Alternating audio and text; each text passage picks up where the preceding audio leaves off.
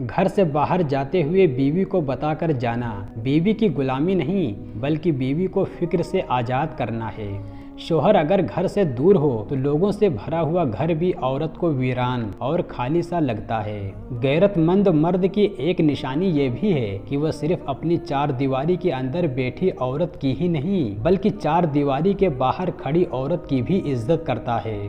عورت کے لیے اس کے شوہر سے زیادہ محفوظ پناہ کوئی نہیں ہو سکتی۔ ایک مرد کا خواب ہوتا ہے کہ اسے ایک پرفیکٹ بیوی ملے اور ایک عورت چاہتی ہے کہ اسے پرفیکٹ شوہر ملے، مگر وہ یہ نہیں سمجھتے کہ اللہ تعالیٰ نے انہیں ایک دوسرے کو مکمل کرنے کے لیے بنایا ہے۔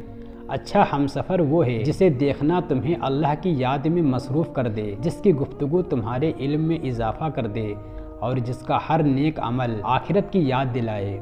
عورت بھی عجیب ہے، جوانی میں بیوی بن کر علیحدہ ہونے پر زور دیتی ہے اور بڑھاپے میں ساس بن کر اکٹھے رہنے کی دلیلیں دیتی ہے۔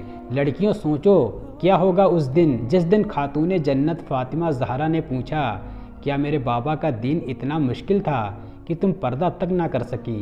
عورت چاہے سارا جہان گھوم لے، جو سکون اسے اپنے من پسند مرد کی آغوش میں ملتا ہے وہ سکون اسے دنیا کے کسی کونے میں نہیں ملتا۔ عربی کہاوت ہے کہ اگر یوسف علیہ السلام کی کوئی بہن ہوتی تو کبھی انہیں کنویں میں چھوڑ کر واپس نہ آتی۔ حقیقی مرد عورت ہر کسی پر فدا نہیں ہوتے بلکہ وہ تو اپنے شریک حیات کے وفادار ہوتے ہیں۔ اسلام ہمیں پسند کی شادی کی اجازت دیتا ہے، لیکن اسلام بھاگ کر اپنے والدین کی عزت کا جنازہ نکال کر شادی کرنے کی اجازت بالکل بھی نہیں دیتا۔ میاں بیوی کا تعلق تو ایسا ہونا چاہیے جیسے آنکھ اور ہاتھ کا ہوتا ہے۔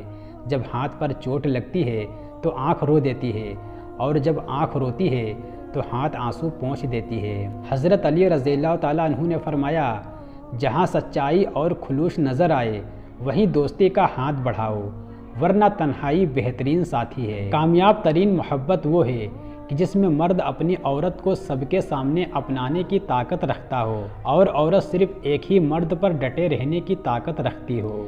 زندگی کی تلخیوں میں خوش مزاج بیوی کا ساتھ بھی اللہ پاک کی بہت بڑی نعمت ہے، جو وفاداری، اپنے میٹھے بول اور اپنائیت کے احساس سے ہی شوہر کے سب غم دور کر دیتی ہے۔ جو مرد سمجھ لے کہ عورت کا دل شیشے کی طرح نازک ہوتا ہے تو وہ ہمیشہ نرمی سے پیش آئے گا، کیونکہ عورت بری ہو یا اچھی، عقل مند ہو یا بیوقوف، قابو صرف محبت اور عزت سے آتی ہے۔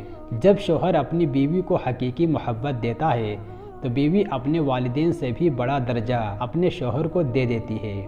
حضرت علی رضی اللہ تعالیٰ عنہ نے فرمایا، جس انسان کی زبان خراب ہو جاتی ہے اس کا نصیب بھی خراب ہو جاتا ہے۔ روٹھنا سنت عائشہ رضی اللہ تعالیٰ عنہا ہے اور منانا سنت رسول اللہ صلی اللہ علیہ وسلم ہے۔ میاں بیوی کی محبت صرف دو پیروں پہ ہی صحیح کھڑی ہوتی ہے، جس میں ایک پیر توجہ کا اور دوسرا عزت کا ہے۔ دونوں میں سے ایک پیر بھی کھو جائیں تو محبت معذور ہو جاتی ہے۔ حضرت علی رضی اللہ تعالیٰ عنہ نے فرمایا، دوست ضرورت کے وقت ہی پہچانے جاتے ہیں۔ خاردار شخص کو پھول دلکش بناتے ہیں اور غریب سے غریب شخص کے گھر کو سمجھدار عورت جنت بنا دیتی ہے۔ بہترین میاں بیوی کی سب سے بڑی خاصیت یہ ہے کہ وہ آپس میں اختلافات اور ناراضگی کے باوجود ایک دوسرے کا خیال اور فکر کرنا نہیں چھوڑتے۔ زندگی کا اچھا ہمسفر ہمیشہ ٹھوکر کھا کے ہی ملتا ہے۔ حضرت عائشہ رضی اللہ تعالیٰ عنہا نے فرمایا کہ میں جس کٹورے سے منہ لگا کر پانی پیتی تھی تو نبی کریم صلی اللہ علیہ وسلم بھی وہیں سے ہونٹ لگا کر پانی پیتے تھے۔ وہ جھوپڑی جہاں عورت مسکراتی ہے اس عالیشان محل سے بہتر ہے جہاں عورت روتی ہے۔ شوہر کا تھوڑا سا احساس کرنا بیوی کے سارے غم ہلکے کر دیتا ہے، کیونکہ ایک بیوی کے لیے اس کا شوہر ہی کل کائنات ہوتا ہے اور باپ کے بعد شوہر ہی بیوی کے سر کی چھت اور اس کا مان ہوتا ہے۔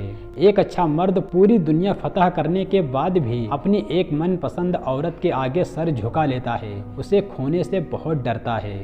معمولی باتوں پر جھگڑا نہ کریں، بیوی کی ضرورت کا خیال رکھیں، احساس اور صلح رحمی والا معاملہ کریں، اچھے کاموں میں بیوی کی حوصلہ افزائی کریں، بیوی کو نوکرانی کے بجائے دوست اور ہم سفر سمجھیں، اگر کوئی انبن ہو جائے تو صلح کرنے میں پہل کریں۔